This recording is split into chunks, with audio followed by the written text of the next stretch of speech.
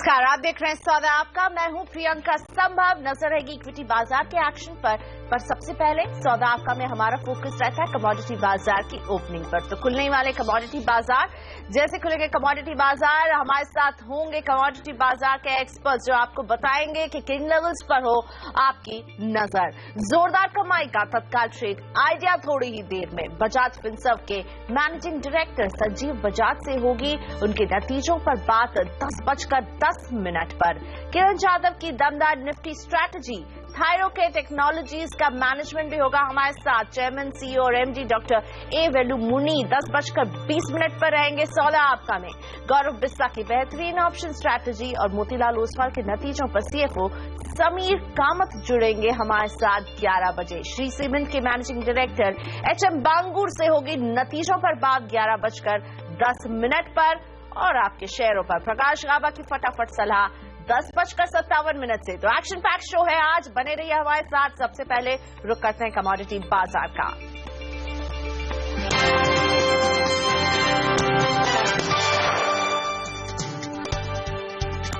तो सोना एक सपोर्ट जोन में नजर आ रहा है। डॉलर में ऊपरी स्तर से दबाव से सोने की कीमतों को ये सपोर्ट अभी मिल रहा है। ग्लोबल मार्केट में सोना कल के निचले स्तर से करीब $10 बढ़ चुका है और फिलहाल ये $1200 के ऊपर कारोबार कर रहा है।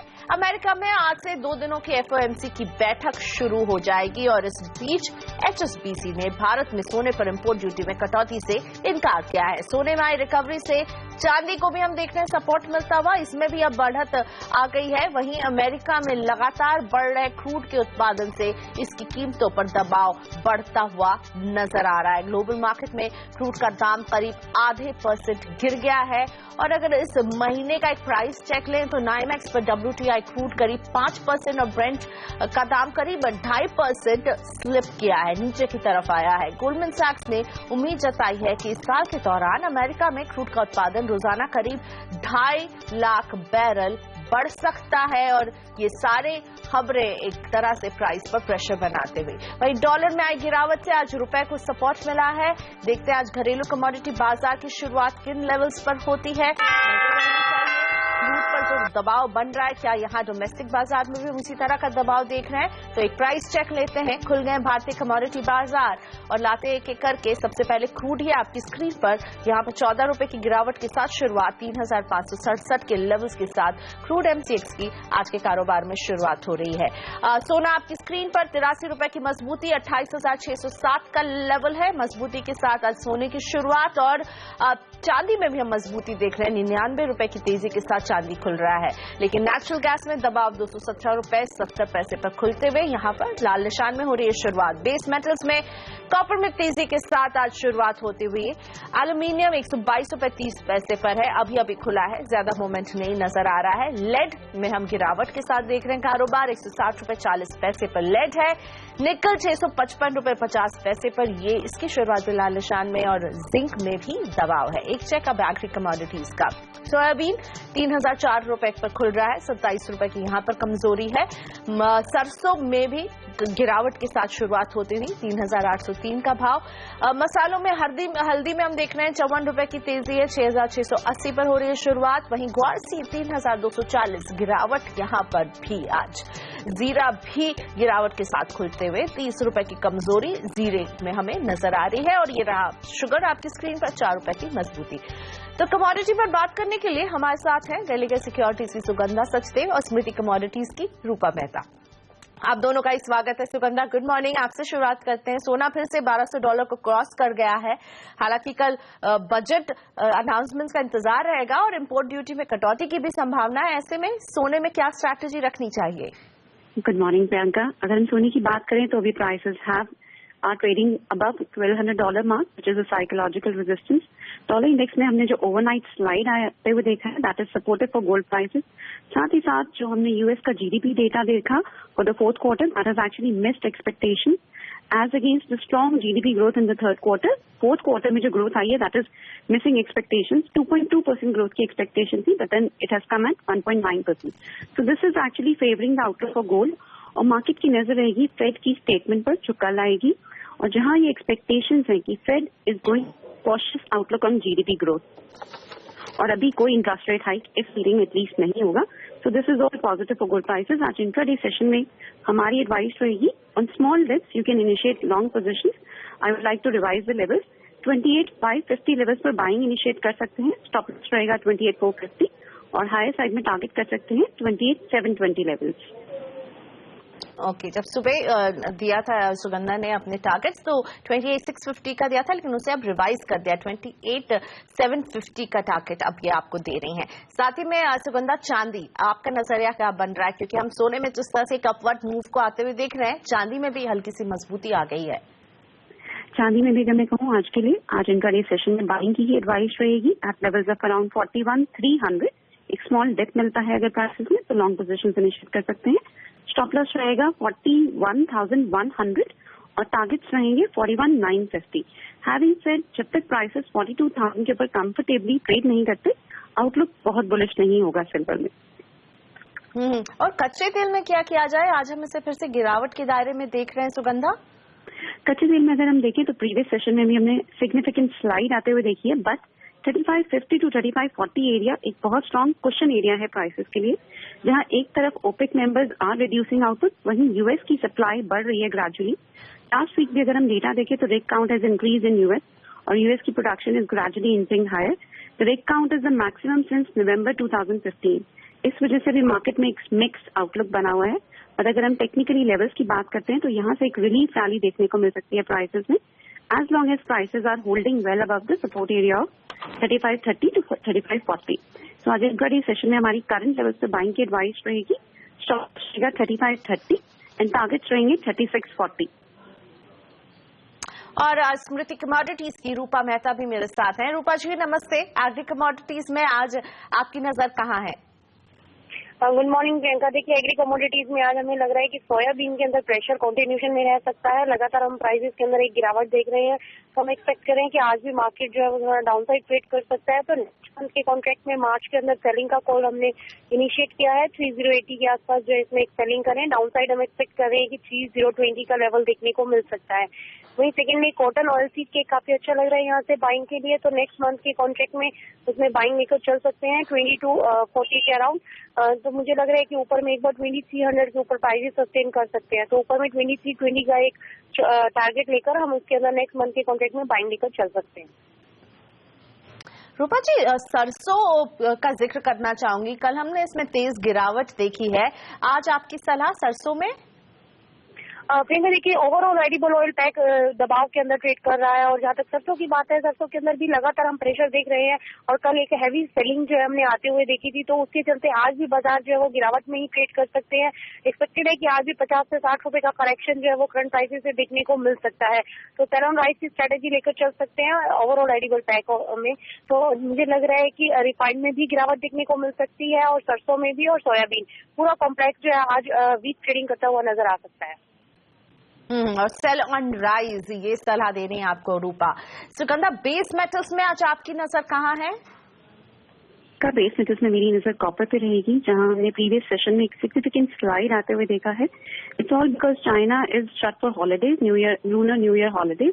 इसकी वजह से मार्केट में कुछ हद तक लिक्विडिटी कम है, तो investors have been squaring off their position. इसी वजह से हमने कॉपर के प्राइसेस में एक स्लाइड आते हुए देखा. बट नाउ अगर हम लेवल्स की बात करते हैं तो 395 लेवल्स पर एक सपोर्ट नजर आता है मुझे प्राइसेस में. साथ ही साथ आज बैंक ऑफ जापान की मीटिंग में they have raised their growth forecast for this current fiscal ending March 31st to a level of 1.4% as against previous forecast of 1%, जिससे कुछ हद तक सपोर्ट मिलेगा बेस मेटल प्राइसेस को.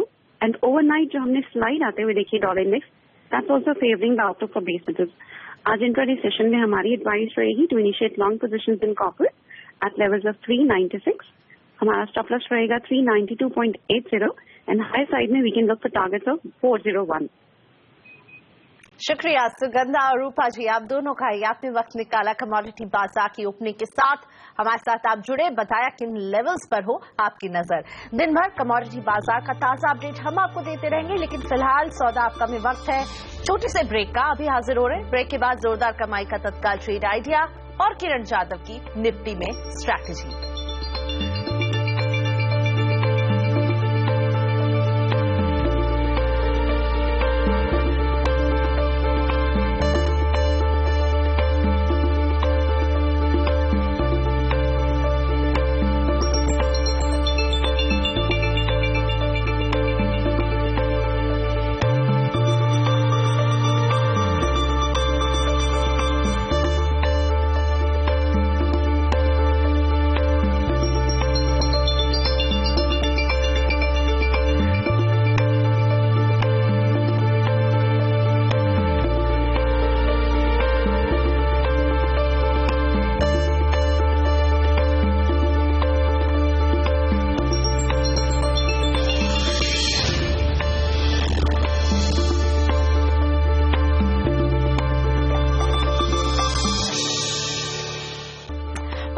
दिख रहा हल्का सा दबाव, लेकिन इस दबाव के मूड में भी हमारे एक्सपर्ट्स आपके लिए एक ऐसा ट्रेडिंग आइडिया लेकर आते हैं जिससे आप कर सके जोरदार कमाई। वक्त है तत्काल ट्रेड आइडिया का।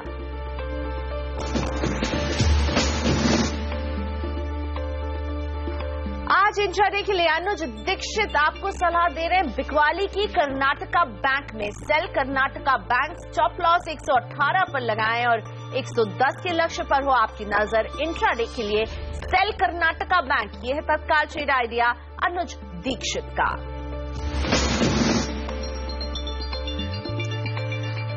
सेंसेक्स और निफ्टी दोनों में ही हम देख रहे हैं नेगेटिव जोन में हो रहा है कारोबार। सेंसेक्स में 53 अंकों की अब गिरावट बनी हुई है। निफ्टी में भी 22 अंकों की कमजोरी पर है ये मिड कैप और बैंक निफ्टी भी बहुत ही कॉशियस अप्रोच। आज इकोनॉमिक सर्वे का इंतजार है और कल बजट का। एडवांस डिक्लाइन रेशियो फिलहाल डिक्लाइंस को फेवर करते हुए, यानी ज्यादा शेयर है जो लाल निशान में नीचे की तरफ कारोबार कर रहे हैं। 891 शेयर है जहां हमें दिख रही है गिरावट और 648 शेयर है इनके मुकाबले जहां हरे निशान में हो रहा है कारोबार। तो सौदा आपका में मेरे साथ है प्रिसिजन इन्वेस्टमेंट के CMD Kiran Jadhav. Good morning किरण। निफ्टी में हम देख रहे हैं दबाव है 24 अंकों का, 8608 609 के लेवल्स। आपकी सलाह? Very good morning Priyanka ji.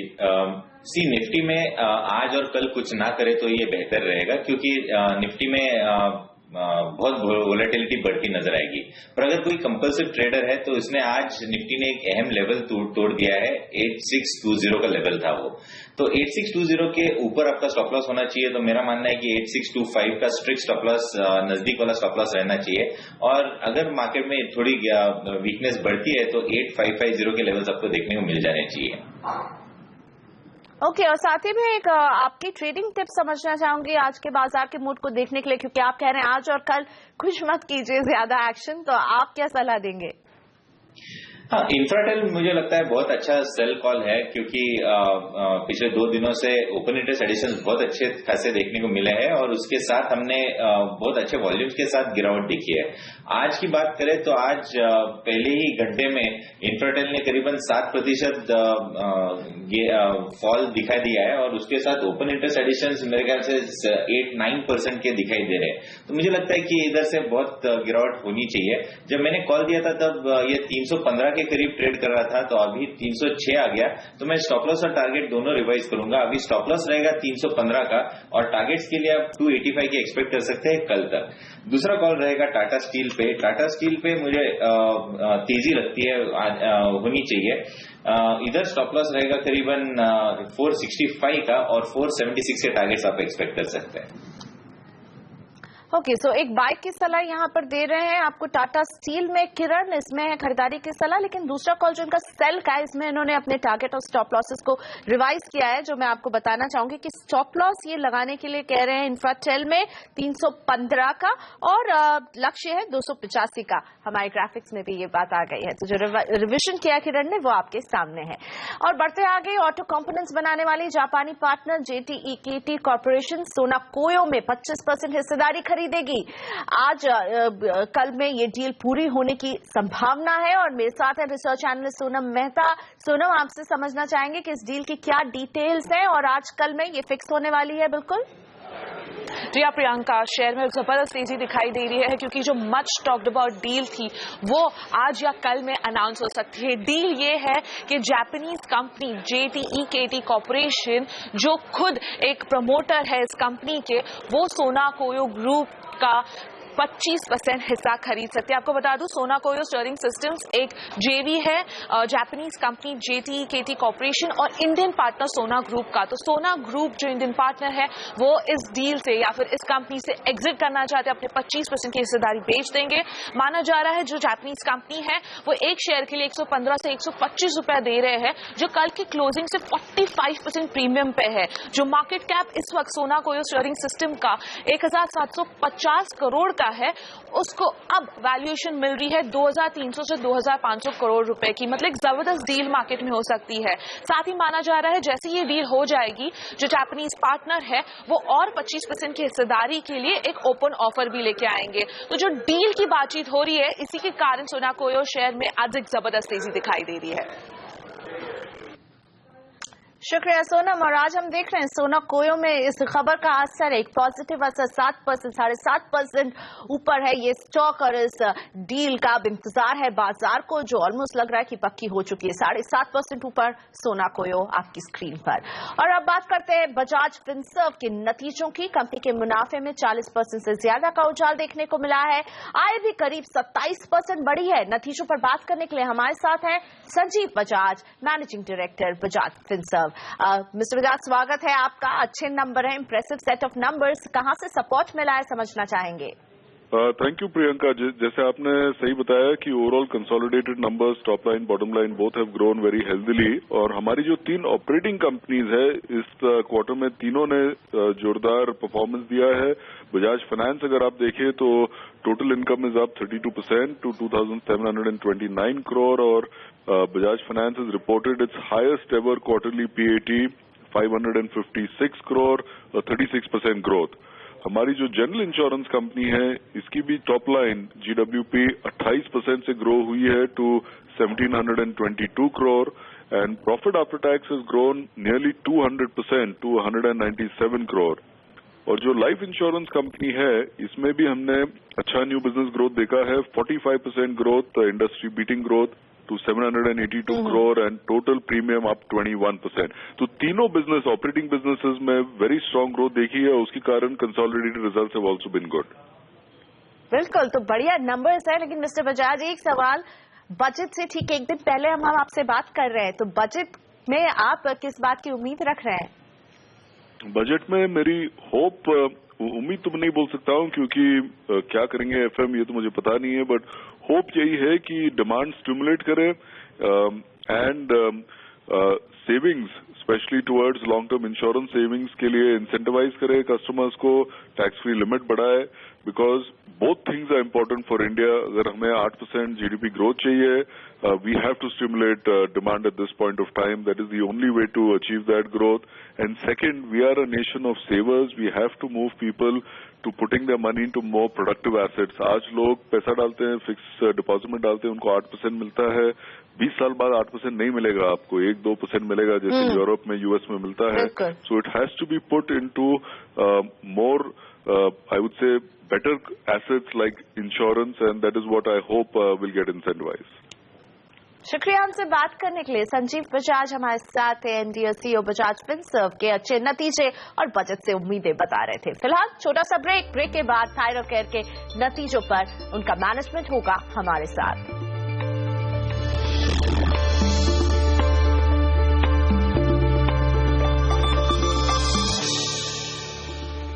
Welcome back. आप देख रहे सौदा आपका बाजार में दबाव। सेंसेक्स करीब 90 अंकों की कमजोरी के साथ कारोबार कर रहा है। निफ्टी में भी 36 अंकों का प्रेशर हमें नजर आ रहा है। वक्त हो गया छोटे से ब्रेक का, लेकिन ब्रेक के बाद FNO बाजार में बनाइए स्ट्रैटेजी। किरण जाधव हमारे साथ बने रहेंगे और साथ ही में जुड़ेंगे LKP सिक्योरिटीज के गौरव बिस्सा इस ब्रेक के बाद।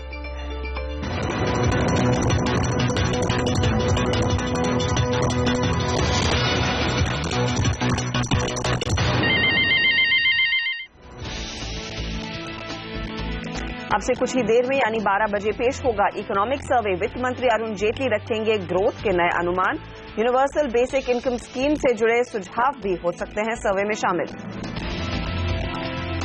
और सर्वे से पहले दबाव में बाजार। सेंसेक्स निफ्टी करीब 0.5% टूटे। ट्रंप की इमिग्रेशन पॉलिसी का डर IT शेयरों पर आज भी हावी।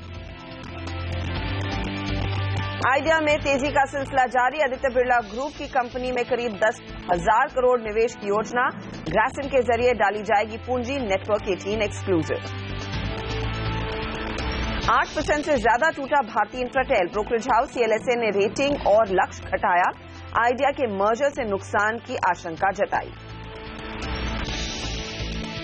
ICICI बैंक के नतीजे आज 28% फिसल सकता है मुनाफा। नए NPA 7 से 8,000 करोड़ के बीच रहने का अनुमान। नोटबंदी का असर बजाज ऑटो के नतीजों पर पड़ने की आशंका। तीसरी तिमाही में मुनाफे और आय फिसलने का अनुमान। ONGC से स्थिर तिमाही की उम्मीद। और CPSE ETF की ठंडी लिस्टिंग। NSE BSE पर के ETF करीब 82 लाख शेयरों में 4 बड़े सौदे हुए।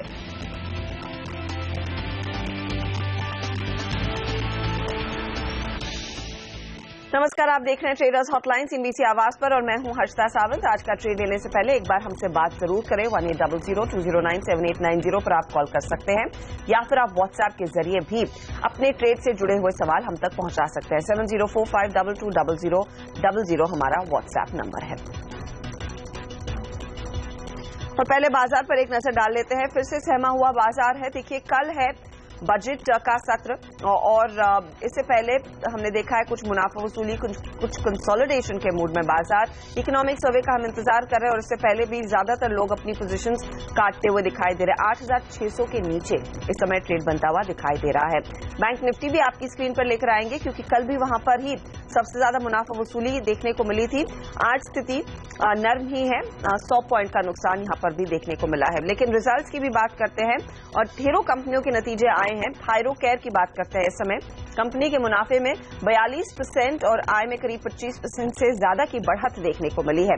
अब क्या फैक्टर्स रहे हैं डीमोनेटाइजेशन के बावजूद कि इस कंपनी के परफॉर्मेंस में इतना तगड़ा रिस्पांस देखने को मिला, इतना अच्छा प्रदर्शन देखा गया है, इसी पर बात करने के लिए हमारे साथ है डॉक्टर ए वेलुमणि, जो चेयरमैन है थायरोकेयर के। वेलुमणि साहब, एक अच्छी तिमाही, ज्यादातर लोग अंदाजा यही लगा रहे थे कि हेल्थ केयर सेगमेंट पर भी नोटबंदी का असर पड़ता हुआ दिखाई दिया है, लेकिन आपके नतीजों में ऐसी स्थिति नहीं है। तो क्या फैक्टर रहा है इस वेरी स्ट्रॉन्ग क्वार्टर के लिए, क्योंकि Q3 में इतनी बढ़िया परफॉर्मेंस पहले नहीं देखने को मिली है? सभी इंडस्ट्रीज में असर तो हुई है, लेकिन हेल्थ केयर में कम होनी चाहिए और पूरा हेल्थ केयर में भी शायद थोड़ा असर पड़ा रहेगा। हमारी कंपनी में हुई नहीं है। हो सकता है हमारी IPO की जो भी हमने मेहनत की है उसकी वो कारण हो गई। हमारी जो स्ट्रेटजीज थायराइड में फोकस्ड है, आरोग्य में फोकस्ड है, तो उसके कारण भी हो सकता है। लेकिन मैं भी खुश हूं कि इस क्वार्टर में हम बेहतर कर पाया। लेकिन क्या यही टॉप लाइन ग्रोथ, यही EBITDA ग्रोथ आने वाले तिमाहियों में आप बरकरार रख पाएंगे, उस पर बिल्ड कर पाएंगे? ऐसा तो कंपनी 10 साल से इस रन रेट चालू रखे हैं, तो और 5 साल इस रन रेट के लिए दिक्कत तो नहीं आनी चाहिए। टॉप लाइन हो या परसेंटेज प्रॉफिटेबिलिटी हो, दोनों में तो कुछ दिक्कत तो नजर नहीं आ रहा है।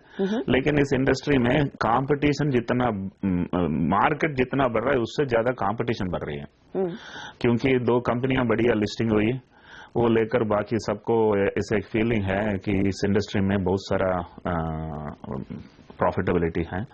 तो बहुत पैसा अंदर आए हैं, बहुत छोटी छोटी लेबोरेटरी के 10 करोड़ 20 करोड़ 100 करोड़ तक तो दिया गया है। उसका मतलब इंडस्ट्री में काफी कंपटीशन रहेगा, प्राइसिंग में बहुत सारा प्रेशर रहेगा, कोई प्राइसिंग बढ़ा नहीं पाएगा। तो फिर how will you ride this tide? क्योंकि कंपटीशन है, आपका एक वेल नोन ब्रांड है, लेकिन कई छोटे प्लेयर्स आपने खुद का एंटर कर रहे हैं इस मार्केट में और शायद उनके पीछे बड़े फंड्स भी लगे होंगे। तो आप कैसे करेंगे और प्राइसिंग कॉम्पिटिटिव एनवायरनमेंट में फिर आप कैसी ग्रोथ ड्राइव करेंगे? ऐसा तो पूरा इंडस्ट्री में 4 लोग हैं जिसका टर्नओवर अभी 250 करोड़ के ऊपर है। बहुत सारे लोग हैं जिसका टर्नओवर 5 करोड़ से 10 करोड़ है। ये लोग एक लेवल तक पहुंचेंगे, उसके बाद आगे बढ़ने के लिए प्रॉब्लम खड़ा रहेगा, क्योंकि उनका ही कंपटीशन आपस में है जी। तो जब भी हमारे पास वॉल्यूम होता है, हम प्राइसिंग बढ़ाने की जरूरत नहीं है, प्राइसिंग को मैनेज करनी है, वॉल्यूम बढ़ाने से प्रॉफिट बढ़ जाती है। तो और 5 साल के लिए मुझे कुछ दिक्कत नहीं दिखती है। और अनऑर्गेनाइज्ड ऑर्गेनाइज बन रही है, अनब्रांडेड ब्रांडेड बन रहे हैं। जब भी हम ऑर्गेनाइज और ब्रांडेड हैं तो हमारी प्रॉब्लम बहुत कम होनी चाहिए, लेकिन चैलेंज तो चैलेंज आगे रहेगा ही। ओके सर, कल बजट पेश होने वाला है, हेल्थ केयर सेक्टर के लिए स्पेसिफिकली कोई बड़ी मांग आपकी? ऐसा तो बहुत सारा रिएजेंट और इंस्ट्रूमेंट के ऊपर 40% तक कस्टम ड्यूटी बना रखे हैं। इसके कारण ये बहुत महंगा पड़ते हैं। अगर डिमोनेटाइजेशन में पैसा अंदर है, गवर्नमेंट को अभी कंफर्ट है, तो ये सबको थोड़ा नीचे लानी चाहिए। हमारे ऐसा एक फीलिंग है, अभी नहीं तो शायद कभी नहीं है, और हम एक्सपेक्ट करते हैं इस साल थोड़ा मदद होनी चाहिए, कुछ राहत मिले। कस्टम्स ड्यूटी स्पेशली जो ये कंपनियां इंस्ट्रूमेंट्स या फिर टेक्नोलॉजी इस्तेमाल करती हैं, उस पर घटाई जाए तो बेहतर रहेगा। बहुत बहुत शुक्रिया वेलुमणि साहब and congratulations on a very strong quarter. Thyro खैर, आपने देखा आज बाजार में थोड़ी सी नरमी देखने को मिल रही है, इसीलिए स्टॉक में इतना ज्यादा तेजी का रिएक्शन नहीं है, लेकिन तब भी 1.5% की बढ़त देखने को मिल रही है, जहां पर मिड कैप इंडेक्स खुद 100 पॉइंट नीचे है। लेकिन इस समय क्या ट्रेड लिया जाए, निफ्टी में क्या बिकवाली करके चलना बेस्ट है, इस पर राय ले लेते हैं। बाय द बाजार की रणनीति समझेंगे एलकेपी सिक्योरिटीज के गौरव बिस्सा से, और किरण हमारे साथ बने हुए हैं। गौरव, बताइए इस समय क्या सुझा रहे हैं आप अपने क्लाइंट्स को? 8,600 के नीचे बाजार फिसला है, क्या एक बार एग्जिट करे, शॉर्ट करे, क्या करे? Good morning. देखिए, आज के लिए या प्रोबेबली कल 10 साढ़े 10 बजे तक के लिए आप एक बार निफ्टी बाय कर सकते हैं। मुझे लगता है 20 रुपये 25 रुपये यहाँ से स्टॉप लॉस आप लगा लीजिए। ऊपर में ज्यादा नहीं, लेकिन 8650 8660 के आप लेवल्स की उम्मीद कर सकते हैं। यहाँ पे एक काफी स्ट्रॉन्ग सपोर्ट है 8550 8560 का, तो वो एक बार होल्ड हो गया तो एक बाउंस बैक देखने मिल सकता है। तो फिलहाल एक बाउंस बैक के लिए प्ले कर सकते हैं आप लॉन्ग के लिए। ओके, बाउंस के लिए प्ले करें, खरीदारी करें इस गिरावट में, ये फिलहाल गौरव का मानना है। 8,660 के टारगेट्स के लिए इन्होंने तेजी की पोजीशन सुझाई है। आज स्टॉक्स जो एक्टिव है उन पर एक बार नजर डाल लेते हैं। ओएनजीसी देखिए 18% तक की तेजी के साथ ट्रेड करता हुआ दिखाई दे रहा है। इसके अलावा भारतीय इंफ्राटेल में बिकवाली की पोजीशंस, ऑयल इंडिया फिसल रहा और आइडिया सेलुलर में अच्छी तेजी बनती हुई दिखाई दे रही है। आज से बजट सत्र यानी कि संसद सत्र की शुरुआत हो रही है। प्रधानमंत्री नरेंद्र मोदी उस सत्र के पहले एक सेरेमोनियल कमेंट देते हैं, तो सुन लेते हैं। 2017 में संसद का आज सत्रारंभ हो रहा है। राष्ट्रपति जी का उद्बोधन, बजट और काफी लंबे समय तक सत्र के दरमियान अनेक विषयों पर संवाद। पिछले दिनों सभी राजनीतिक दलों के साथ सामूहिक रूप से, वैयक्तिक रूप से लगातार चर्चा हुई है। सत्र का सर्वाधिक उपयोग जनहित के लिए हो, सार्थक चर्चा हो, बजट की भी बारीकी से चर्चा हो। पहली बार बजट 1 फरवरी को हो रहा है। आप सबको स्मरण होगा, हमारे देश में पहले बजट शाम को 5 बजे प्रस्तुत किया जाता था। जब अटल जी की सरकार थी तब से उसे समय परिवर्तित करके सुबह सदन प्रारंभ होते ही बजट शुरू हुआ। आज एक और नई परंपरा का प्रारंभ हो रहा है। एक तो बजट करीब 1 महीने पहले आ रहा है, दूसरा इसके साथ रेल बजट भी जोड़ दिया गया है।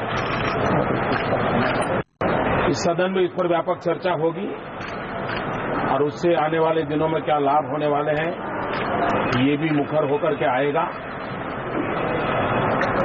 मैं सभी राजनीतिक दलों से मेरा विश्वास है कि वे इस बार सदन को उत्तम चर्चा के साथ जनहित के काम को आगे बढ़ाने में उपयोग करेंगे। बहुत बहुत धन्यवाद। प्रधानमंत्री नरेंद्र मोदी, अब जैसे आपने सुना, उन्होंने कहा कि एक अहम सत्र है ये, बजट पेश होगा।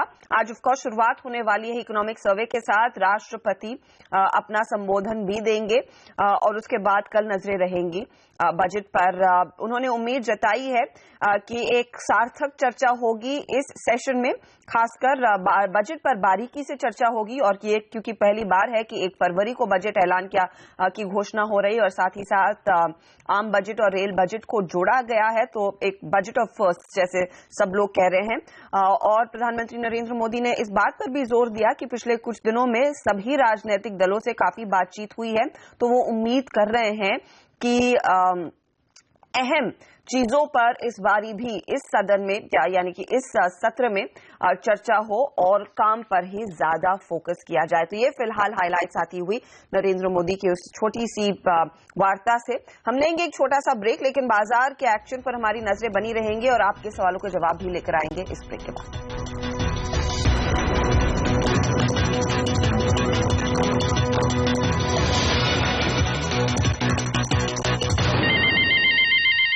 आप देख रहे हैं ट्रेडर्स हॉटलाइन सीएनबीसी आवाज पर और इस समय आपकी क्या ट्रेडिंग रणनीति होनी चाहिए। गौरव बिस्सा ने कहा कि तेजी की पोजीशन लीजिए, निफ्टी में 8660 का इनका टारगेट है, लेकिन ऑप्शंस के जरिए इस बाजार को कैसे ट्रेड किया जाए, गौरव आपने क्या सलाह दी है? देखिए, मैं टाटा पावर के बाय करने की सलाह दूंगा। मैं टाटा पावर में अच्छे खासे लॉन्ग्स बने हैं, आज ब्रेकआउट भी देखा गया। अगर आप ऑप्शन चेन देखेंगे 80 कॉल पुट में कंबाइंड में काफी अच्छा एक कॉन्सेंट्रेशन है, जो दर्शा रहा है कि इमीडिएट लेवल्स पे एक अच्छा सपोर्ट के तौर पे उभरते आ रहा है। पावर सेक्टर में काफी बज है, तो वो लिहाज से आप 85 का कॉल ऑप्शन बाय कर सकते हैं। इसमें ₹1.25 का इसमें स्टॉप लॉस होगा, ऊपर में आपको ₹4 के लक्ष्य देखने मिल सकते हैं। ओके, तो ये फिलहाल टाटा पावर में एक ऑप्शन की रणनीति है। 85 का कॉल खरीदे, टारगेट ₹4 का, स्टॉप लॉस ₹1.5 के आसपास आप लगाइए। लेकिन किरण, आपने क्या स्टॉक्स आइडेंटिफाई किए हैं इस दबाव में, आपकी क्या सलाह होगी? मैंने थोड़ी देर पहले डिश टीवी शॉर्ट करने की सलाह दी थी। वो 86 के करीब ट्रेड कर रहा था, तब 87 का स्टॉप लॉस, 88 का स्टॉप लॉस के साथ ट्रेड इनिशिएट करने की सलाह थी और 8250 अभी 8450 आ ही गया है। तो मेरा मानना है कि अभी भी शॉर्ट किया जा सकता है। अभी स्टॉप लॉस रहेगा 8650 का और टारगेट्स के लिए 8250 से लेके आप इजीली ₹80.50 तक नीचे जाते हुए ये स्टॉक देखेंगे। दूसरा स्टॉक होगा कोल इंडिया। कोल इंडिया अभी तक कुछ मेजर मूव जब से रेकमेंड किया है तब से आई नहीं है, तो अभी भी शॉर्ट किया जा सकता है। स्टॉप लॉस रहेगा 310 का और टारगेट 300 के एक्सपेक्ट कर सकते हैं। ओके, तो ये फिलहाल 2 ट्रेड्स कोल इंडिया और डिश टीवी दोनों में ही बिकवाली की सलाह किरण की है। गौरव, आपने कौन से शेयर आइडेंटिफाई किए हैं इस समय की ट्रेड के लिए? फिर पहला जो रिकमेंडेशन आगा वो है कैस्ट्रॉल का, इसका फ्यूचर्स बाय कर सकते हैं। अच्छे खासा इसमें लॉन्ग पोजीशंस बने हैं, एक ब्रेकआउट दिया है डेली चार्ट से भी, तो काफी अच्छा संकेत है। 410 420 के कॉल ऑप्शंस में कल एक अच्छी खासी बाइंग हुई थी, तो 410 के स्टॉप लॉस आप बाय कर सकते हैं। ऊपर में आपको 425 तक के लेवल्स देखने मिल सकते हैं। दूसरा होगा अरविंद, ये मैं थोड़ा ऊपर बाय करने कंडीशनल बाय दूंगा कि आप 378 के ऊपर बाय कीजिए, काफी अच्छा लगा। छोटा स्टॉप लॉस 375 का आप रखिए और इसको आप लॉन्ग कर सकते हैं। 390 का इसमें टारगेट होगा। और वीक में जो लग रहा है वो रिलायंस इंफ्रा, काफी अग्रेसिव इसमें लॉन्ग पोजीशंस बने थे और प्राइस एक्शन भी हो चुका है, अब अनवाइंडिंग हो रही है। तो यहाँ पे अगर मार्केट में थोड़ी भी वल्नरेबिलिटी आती है तो मुझे लगता है अनवाइंडिंग थोड़ी और एग्रेवेट हो सकती है, तो वो लिहाज से 505 के लक्ष्य के लिए आप बेच सकते हैं। ऊपर में आपका जो स्टॉप लॉस होगा वो है 528। ओके, तो अरविंद में तेजी रिलायंस इंफ्रा में, लेकिन बिकवाली की पोजीशन और कैस्ट्रॉल में भी तेजी की पोजीशन की सलाह इस समय गौरव ने दी है, वो ऑप्टिमम ट्रेड्स आज के कारोबार के लिए।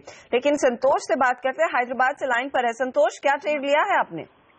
आइडिया 85 पुट 2.10 पे 4 लॉट लिया है। ये पोजीशन कब खड़ी की? कल सर, इतनी बड़ी तेजी में I am just trying to understand क्या लॉजिक था, क्योंकि यहाँ से अब स्टॉक में काफी एक्शन की भी उम्मीद है, तो इसको शॉर्ट करने के पीछे क्या मकसद है? मतलब उतना बड़ा है, मैं सोचा था थोड़ा नीचे आ जाएगा उसमें। अनफॉर्चुनेटली ये ट्रेड आपके फेवर में नहीं है, क्योंकि देखिए 110 के पार निकल चुका है ये काउंटर। इनफैक्ट इस समय उन्हीं लेवल्स पर ट्रेड करता हुआ दिखाई दे रहा है। गौरव, 85 का पुट लिया ₹2.10 पर, भारी नुकसान में अब। जी बिल्कुल, एक तो इन्होंने एक ट्रेड किया है कि अगेंस्ट मोमेंटम के जाना है, दूसरा इनकी क्वांटिटी काफी ज्यादा है, तो जब आप इतने अग्रेसिव मोमेंटम किसी स्टॉक में आता है तो आप एटलीस्ट पोजीशन छोटी रखिए। यहाँ पे मैं यही सलाह दूंगा, आप 60-65 पैसे का स्टॉप लॉस लगा लीजिए। मुझे नहीं लगता कुछ में बहुत पैसा वगैरह बनेगा, लेकिन अगर पॉसिबिलिटी है कि अगर बजट में कुछ आता है, निफ्टी में थोड़ा करेक्शन अगर आता है और ये वापस थोड़ा लुढ़कता है, तो एटलीस्ट आपकी कॉस्ट एक बार आपको देखने मिल सकती है, तो आप उसमें कॉस्ट के आसपास एक बार एग्जिट कर सकते हैं छोटे लॉस के साथ में। तो आप 65 पैसे का इसमें स्टॉप लॉस रखिए और जैसे जैसे आता है नजदीक आप क्वांटिटी कम करते जाइए। ओके, फिलहाल आपके लिए सलाह है। इस बीच आप देख सकते हैं तस्वीरें, राष्ट्रपति प्रणब मुखर्जी सदन के लिए रवाना हो चुके हैं। याद रखिए वो आज देश को संबोधित भी करेंगे और ऑफ कोर्स आज इकोनॉमिक सर्वे का भी ऐलान होगा। ये तस्वीरें आप सीधे देख रहे हैं राष्ट्रपति भवन से, ये निकले हैं संसद की तरफ रुख कर रहे हैं। हमारे साथ अब लाइन पर जुड़ गए हैं नीतीश यादव, देवास के रहने वाले। बताइए नीतीश। नमस्ते मैडम, मेरा नमस्कार। गौरव सलूजा, मैं उनको फॉलो भी करता हूँ। मैं 79 पे मैंने फेडरल बैंक बाय किया है। ओके, फेडरल बैंक, ठीक है। टारगेट और स्टॉप लॉस बताएं या हेजिंग कर। ये क्या बजट के लिहाज से आपने ट्रेड लिया है या फिर आगे सीरीज के अंत तक रुकेंगे? हाँ, सीरीज के अंत तक भी रुक सकता हूँ अगर कुछ या तो हेजिंग करना से। गौरव, नीतीश तो आपके फैन है, बताइए क्या सलाह होगी? 79 की पोजीशन ले रखी है फेडरल बैंक में। धन्यवाद आपका इतना स्नेह देने के लिए, लेकिन मैं ये कहूँगा कि 79 जो है वो काफी स्ट्रॉन्ग रेजिस्टेंस है। इमीडिएट टर्म्स में स्पॉट लेवल्स की बात कर रहा हूँ फिलहाल, काफी अग्रेसिव इसमें ट्रेड बनता है उसके नीचे के लिए। तो मुझे लगता है यहाँ पे आप थोड़ा डाइसी रहेगा। आप 76 का या 75 हाफ का स्टॉप लॉस रखिए। वो अगर टूट जाएगा तो मुझे लगता है 2 या 3 दिनों के अंदर आपको स्टॉक वापस 72 तक आने में मिल जाएगा आपको। तो यहीं से लॉन्ग पोजिशंस बने थे, तो psychologically 75 half is very crucial. तो उसी को स्टॉप लॉस बना के रखिए, आपको वापस एक बार स्विंग ट्रेड्स देखने मिल सकते हैं, आपकी प्राइस वापस आ सकती है। ये फिलहाल आपके लिए सलाह है। वक्त हो रहा है एक छोटे से ब्रेक का। बाजार पर हमारी नजर बनी रहेंगी, आगे कुछ और सवालों के जवाब देने की कोशिश जरूर करेंगे।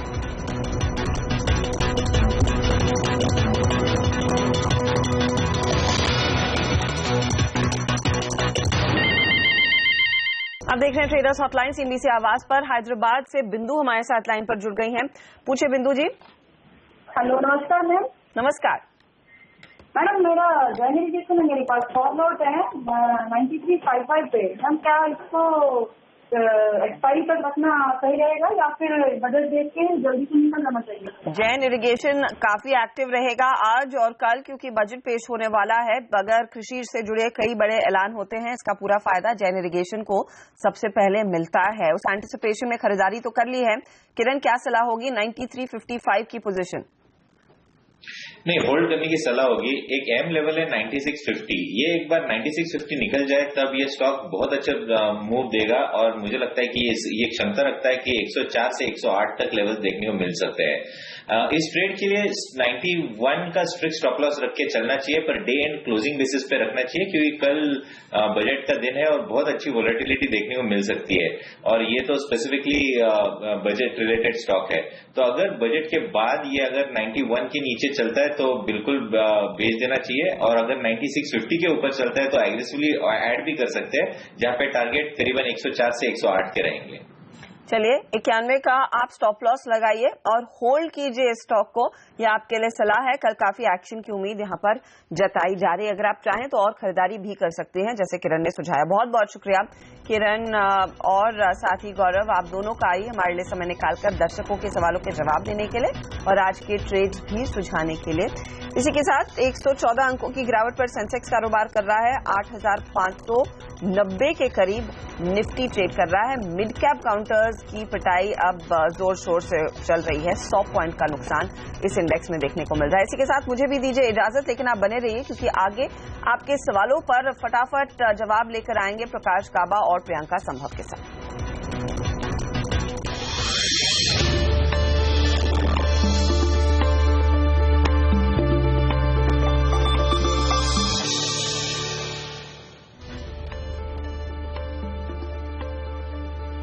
अब से कुछ देर बाद यानी 12 बजे पेश होगा इकोनॉमिक सर्वे। वित्त मंत्री अरुण जेटली रखेंगे ग्रोथ के नए अनुमान। पीएम मोदी ने बजट सत्र में अच्छा काम होने की जताई उम्मीद। इकोनॉमिक सर्वे से पहले दबाव में बाजार, सेंसेक्स निफ्टी करीब 0.5% टूटे। ट्रंप की इमिग्रेशन पॉलिसी का डर आईटी शेयरों पर आज भी हावी। आइडिया में शानदार तेजी जारी। आदित्य बिरला ग्रुप की कंपनी में करीब 10,000 करोड़ निवेश की योजना ग्रासिम के जरिए डाली जाएगी ये पूंजी। Network 18 exclusive. 8% से ज्यादा टूटा भारतीय इंफ्राटेल। ब्रोकरेज हाउस CLSA ने रेटिंग और लक्ष्य घटाया। आइडिया के मर्जर से नुकसान की आशंका जताई। डील की खबर से सोना कोयों में करीब 8% का उछाल। प्रमोटर कपूर परिवार जेटीईकेटी को बेचेगा 25% हिस्सा। कल होगा डील का ऐलान। आईसीआईसीआई बैंक के नतीजे आज 28% फिसल सकता है मुनाफा। नए एनपीए 7 से 8 हजार करोड़ के बीच रहने का अनुमान। नोटबंदी का असर बजाज ऑटो के नतीजों पर पड़ने की आशंका। तीसरी तिमाही में मुनाफा और आय फिसलने का अनुमान। ओएनजीसी से स्थिर तिमाही की उम्मीद।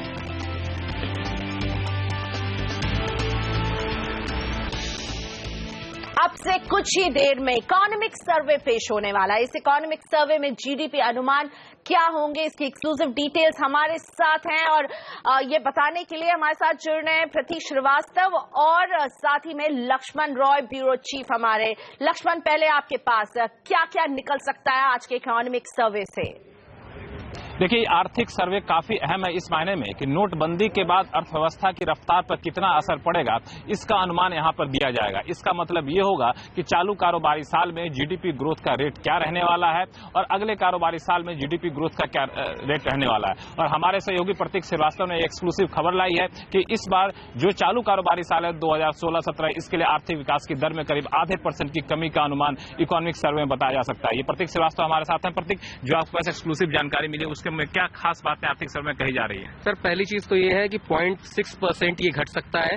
दूसरा, जो 17-18 के लिए जो अनुमान लगाया गया है वो 7.75 से 8.1 का है। इसके अलावा जो कोल सेक्टर है, पावर सेक्टर है, इंफ्रा सेक्टर है, वहां पर जो एवरेज अनुमान लगाया गया था उससे कम रहने की उम्मीद है। नोटबंदी के बारे में कुछ इसमें कहा गया है? जी, डिमोनेटाइजेशन की वजह से यही जो कोर सेक्टर्स हैं उनमें जो पहले अनुमान लगाया गया था उससे कम रहने की उम्मीद है और जो करंट अकाउंट डेफिसिट है वो भी जो है वो कम रह सकता है। कम रह सकता है। ये एक काफी बड़ी खबर है कि आर्थिक सर्वे अभी से करीब 1.5 घंटे बाद 12:30 बजे पेश होगी और आर्थिक सर्वे की जो खासियत है, जो हाईलाइट्स है, वो सबसे पहले सीएनबीसी आवाज आप तक लेकर आ रहा है। और सबसे महत्वपूर्ण बात कि जो आर्थिक विकास का अनुमान बताया गया था उसमें आधे % से ज्यादा गिरावट देखने को मिल सकती है और अगले कारोबारी साल में 7.75 से 8.1% आर्थिक विकास दर रह सकती है। और सबसे महत्वपूर्ण बात यह कि नोटबंदी का असर आने वाले दिनों में शॉर्ट टर्म में देखने को मिलेगा कोर सेक्टर पर, मैन्युफैक्चरिंग सेक्टर पर। हालांकि लंबे समय में इस पर फायदा होगा। ये आर्थिक सर्वे में ये बातें कही जा सकती हैं जो करीब 12:15 बजे संसद के पटल पर रखा जाएगा। और शुक्रिया लक्ष्मण। यानी जाहिर तौर पर जो एक्सक्लूसिव जानकारी हमें मिल रही है उसमें जो नंबर सामने आ रहे हैं कोर सेक्टर के, उनमें प्रेशर नजर आ रहा है। और जैसे अभी लक्ष्मण हाईलाइट कर रहे थे, नोटबंदी के बाद ये इमीडिएट इफेक्ट जो है ये नजर आएगा, दबाव नजर आएगा। लंबी अवधि में इसका हमें रिटर्न मिलता हुआ नजर आएगा, पर फिलहाल जो नंबर पेश होने वाले हैं उनमें दबाव नजर आ रहा है। और साथ ही में आप वो तस्वीरें देख रहे हैं जहां राष्ट्रपति पहुंच चुके हैं पार्लियामेंट और अभी यहां संबोधन करेंगे। जब संबोधन करेंगे तब हम वहां आपको सीधा लेके जाएंगे, पर फिलहाल वो तस्वीरें आपकी स्क्रीन पर। और अब बात करते हैं मोतीलाल ओसवाल फाइनेंशियल के नतीजों की। कंपनी के मुनाफे में 78% का उछाल देखने को मिला है, वहीं आय करीब 49% बढ़ी है। नतीजों पर बात करने के लिए मेरे साथ है समीर कामत, सीएफओ मोतीलाल ओसवाल। मिस्टर कामत, स्वागत है आपका। इंप्रेसिव लग रहे हैं जो ये नंबर्स हमारे सामने आए हैं, कहां से सपोर्ट मिला है?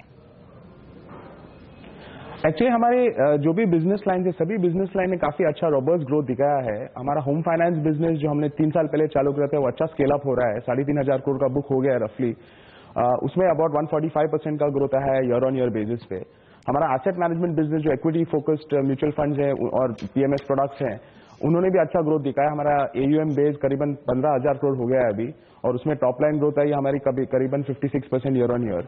कैपिटल मार्केट बिजनेस दो सिक्वेंशली थोड़े कम हुए थे numbers because of demonetisation and the impact volume पे जो हुआ था, लेकिन ईयर ऑन ईयर बेसिस पे उन्होंने अभी अबाउट 26% ग्रोथ रिपोर्ट किया है। तो contribution of all 3 of these business lines की वजह से हमारा overall growth rate of revenues करीबन 54% हुआ था ईयर ऑन ईयर बेसिस पे। मिस्टर कामत, आपने अभी नोटबंदी का जिक्र किया, डिमोनेटाइजेशन का, इसका किस तरह का असर आपके बिजनेसेस पर पड़ा? अगर आप थोड़ा सा मुझे डिटेल में समझा पाए और क्या इससे आगे अब इससे आप उभरते हुए कब तक अपने आप को देख रहे हैं? एक्चुअली मिक्स था डिमोनेटाइजेशन का इफेक्ट। कैपिटल मार्केट्स पे थोड़ा इम्पैक्ट हुआ उसका क्योंकि वॉल्यूम्स मार्केट में करीबन क्वार्टर ऑन क्वार्टर हिसाब से 10% गिरे थे, स्पेशली कैश मार्केट पे। लेकिन दिसंबर मंथ के एकदम ड्रॉप के बाद जनवरी मंथ थोड़ा रिवाइवल दिख रहा है, तो मेरे को लगता है जो लास्ट क्वार्टर में जो फॉल दिखा था वॉल्यूम्स में, वो थोड़ा टेम्पररी था एंड अभी थोड़ा रिवाइवल वापस दिख रहा है। मार्केट्स भी करेक्ट हुए हैं काफी अच्छा, सो पार्टिसिपेशन लेवल भी जैन मंथ में बढ़ता हुआ दिख रहा है। So I think capital markets में दैट इम्पैक्ट शायद टेम्पररी रहा होगा। एसेट मैनेजमेंट बिजनेस पे एक्चुअली अच्छा प्रोग्रेस हुआ है because of demonetization. I think अपना नेट फ्लोज करीबन 1500 करोड़ हुआ है हमारे म्यूचुअल फंड और एसेट मैनेजमेंट प्रोडक्ट्स में, which was almost up 30% compare to Q2। तो वो बिजनेस में एक्चुअली अच्छा ग्रोथ मिला अपने को, और उसके वजह से अपना प्रॉफिट ग्रोथ भी काफी अच्छा हुआ। 95% का प्रॉफिट ग्रोथ हुआ वो बिजनेस में। हाउसिंग फाइनेंस बिजनेस नया बिजनेस है हमारे लिए, तो हमने कैलिब्रेटेड स्लो डाउन किया था उसमें, but all our operating parameters काफी और strong रहे हैं। समीर माफ कीजिएगा, हमें यहीं पर आपको रोकना होगा क्योंकि अब हमें रुक करना है पार्लियामेंट का, जहां राष्ट्रपति प्रणब मुखर्जी मुखातिब हो रहे हैं ज्वाइंट सेशन से, बजट सेशन के ठीक पहले। 150th birth anniversary of the great Sikh Guru, Guru Gobind Singh Ji. We are also observing the 1000th birth anniversary of the great saint philosopher Ramanujarya. The luminous path of social transformation and reform shown by them serves as a beacon to us all and is an inspiration of my government. This year marks the centenary year of Champaran Satyagraha, which gave a new direction to our freedom struggle and channelized Jana Shakti in the fight against colonial powers. Mahatma Gandhi's ideas to Satyagraha instilled in every Indian an indomitable self-belief and spirit of sacrifices for the larger goals. The Jan Shakti is today our greatest strength. Honorable members, the resilience and forbearance demonstrated by our countrymen, particularly the poor, recently in the fight against black money and corruption is remarkable. The same spirit has driven the LPG Give It Up campaign. Over 1.2 crore consumers have voluntarily given up their LPG subsidy, which has helped the underprivileged in accessing LPG connections. This Jan Shakti has transformed Swachh Bharat mission into a Jana Andolan. 1.4 lakh villages, over 450 cities, 77 districts and 3 states have declared themselves open defecation free. My government salutes the strength of Jan Shakti and pledges to constructively utilize it in Rashtra Nirman. At the core of all my government's policies is the welfare of the Garib, Dalit, Pirit, Shoshit, Vanchit, Kishan, Shramik and Yuva. My government is guided by the Antoday philosophy of Pandit Dindayal Upadhyay. His centenary year is being observed as Garib Kalyan Bars. Financial inclusion is key to poverty alleviation.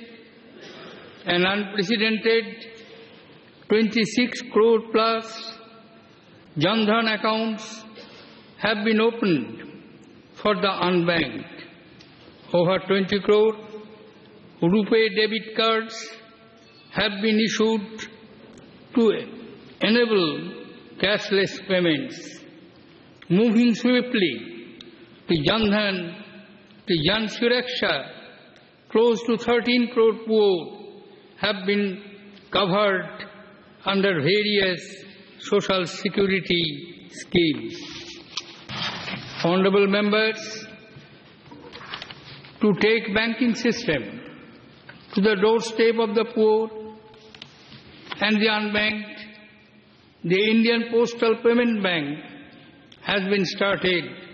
The postal network with wider reach and deep penetration over 1.5 lakh crore offices will also function as postal banks. Besides, over 1 lakh bank mitras appointed by the banks, over 2.5 lakh Gram Dak Sevaks will also function as banking correspondents. Over rupees 2 lakh crores has been provided through 5.6 crore loans sanctioned under Pradhan Mantri Mudra Yojana to ensure collateral bank financing for the unfunded and to promote small business. 70% of these has been availed of by women entrepreneurs. Under the Deen Dayal Upadhyaya Antyodaya Yojana, which aims to empower women, particularly from the deprived sections, over rupees 16,000 crores have been made available to self-help groups in the current financial year. This scheme aims to reach out to nearly 5 crore women soon. My government has taken many initiatives to improve the quality of life of the poor through assured housing, affordable health care, safe drinking water and sanitation, and access to clean energy. Honorable members, my government is committed to provide shelter to every houseless, poor household through the Pradhan Mantri Awas Yojana with appropriate interest subvention on housing credit. Poor sanitation further weakens the economic wherewithal of poor household. Swachh Bharat Abhiyan aims to ensure health and sanitation, particularly for the poor. Under this mission, more than 3 crore toilets have been constructed. The Pradhan Mantri Ujjwala Yojana will make clean energy accessible to the poor. This scheme aims to safeguard the health of women and children by providing them with a clean cooking fuel LPG, liberating them from the ill effects of smoky kitchens and long hours of collecting firewoods. Free gas connections are being provided to 5 crore households. Already 1.5 crore connections have been provided in the current financial year.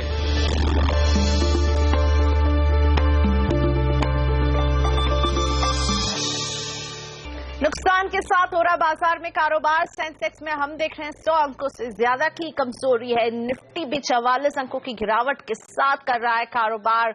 Mid cap का भी pressure अब बढ़ता हुआ 116 अंकों की कमजोरी यहां पर। बैंक निफ्टी में 100 अंकों के नुकसान के साथ हो रहा है कारोबार।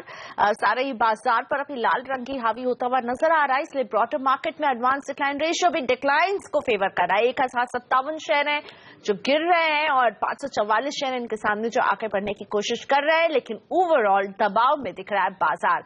तो बाजार की टेक्निकल स्ट्रेंथ और वीकनेस समझते हैं। प्रकाशगाबा.com के प्रकाश गाबा मेरे साथ जुड़ चुके हैं। Prakash ji, good morning. Nifty में हम देख रहे हैं कमजोरी, आप इसे कैसे रीड कर रहे हैं टेक्निकल चार्ट्स पर? Good morning. लग तो ऐसा ही रहा है कि टिपिकल साइडवेज जोन है। अपर रीजन्स में सेलिंग है, लेकिन लोअर रीजन्स में एक सपोर्ट है। वॉलेटाइल सेशन रहेगा अहेड ऑफ द बजट, कहीं पर जाएगा नहीं मार्केट। यहाँ पर स्टॉप्स ट्रिगर हो सकते हैं, लेकिन पॉसिबिलिटी है कि 8,550 का भी लेवल शायद देख पाएंगे, लेकिन अपर रीजन्स में जरूर एक सेलिंग प्रेशर। ओके, सो दबाव में अपर रीजन में सेलिंग प्रेशर देख रहे हैं और बजट के ठीक पहले बाजार बहुत ही कॉशियसली अभी फिलहाल नजर आ रहा है। और अब बात करते हैं श्री सीमेंट के नतीजों की। कंपनी का मुनाफा फ्लैट रहा है और आय में 3% की बढ़त देखने को मिली है।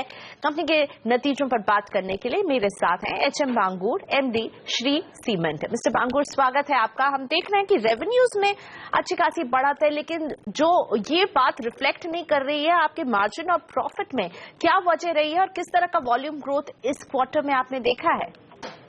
इस क्वार्टर के अंदर में हमारा वॉल्यूम ग्रोथ सीमेंट में हुआ है 5%। 47 लाख टन की जगह 49 लाख टन बेचा है। लेकिन हमारा जो पावर सेल है वो काफी कम हुआ है, और पावर सेल के अंदर में जो प्रॉफिट कमती आई है उसके कारण से ओवरऑल रिजल्ट खराब है।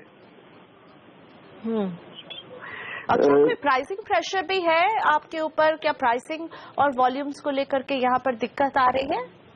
नहीं, वॉल्यूम तो मेरा 5% ग्रोथ है, इससे ज्यादा एक्सपेक्टेड भी नहीं है, और प्राइसिंग भी लास्ट ईयर से बेटर है। ऐसा सीमेंट डिवीजन में कोई भी प्रेशर नहीं है, और ये एक्सपेक्ट करते हैं कि डिमोनेटाइजेशन का कुछ असर हुआ था, बट नॉट मेजर।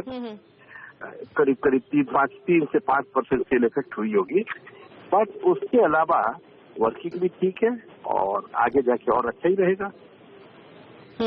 शुक्रिया हमसे बात करने के लिए मिस्टर बांगुर। क्लियरली ये हाईलाइट कर रहे थे मिस्टर बांगुर कि पावर बिजनेस में थोड़ा सा ट्रबल रहा है, नोटबंदी में थोड़ा सा स्लोनेस आया है, लेकिन उससे उबर जाएंगे। लेकिन अब सीधा रुख करते हैं संसद का, जहां राष्ट्रपति प्रणब मुखर्जी पार्लियामेंट के ज्वाइंट सेशन को से मुखातिब हो रहे हैं।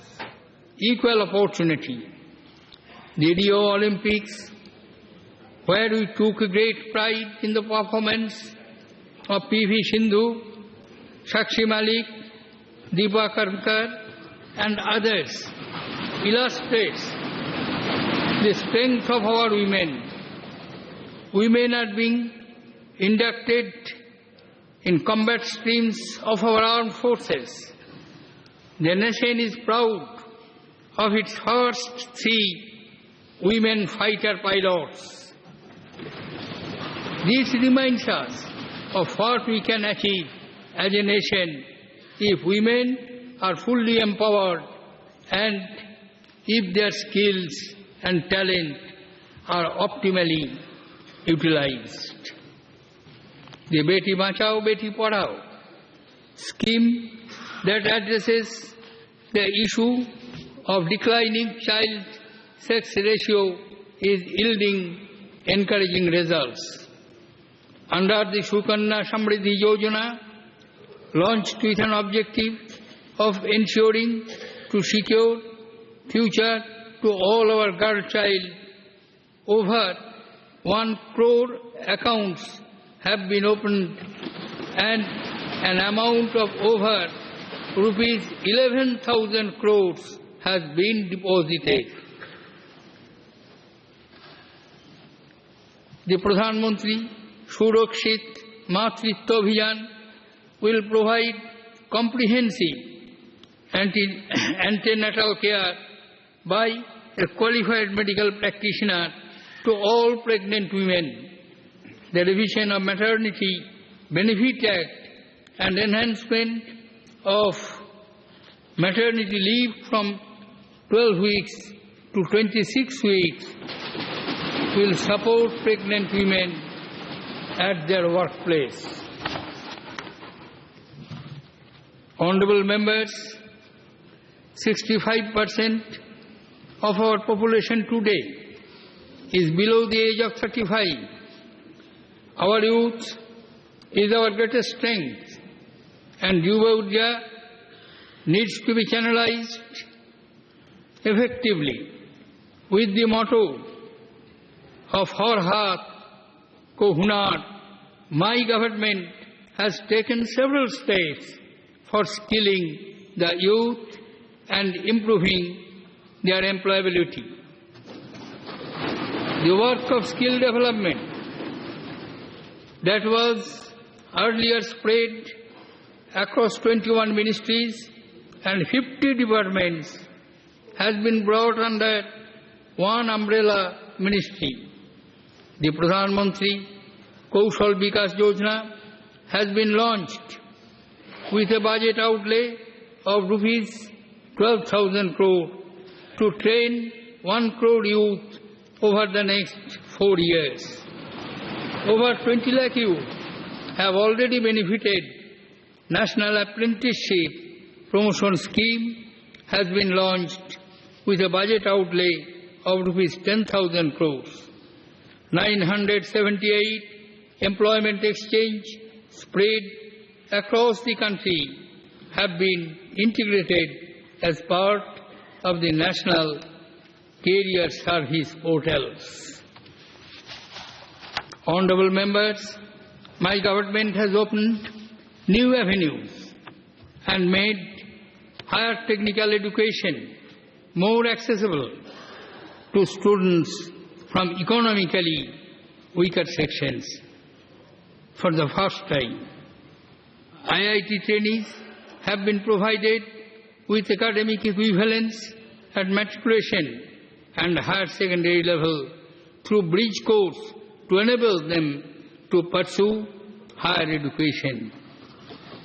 With the objective of providing training of international standards to youth, a nationwide network of 50 India International Skill Centers is being established.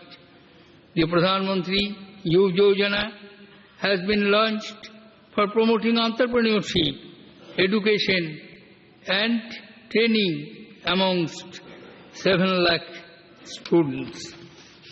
My government has announced a package of rupees 6,000 crores to boost employment generation and exports in the apparel and made-up sectors.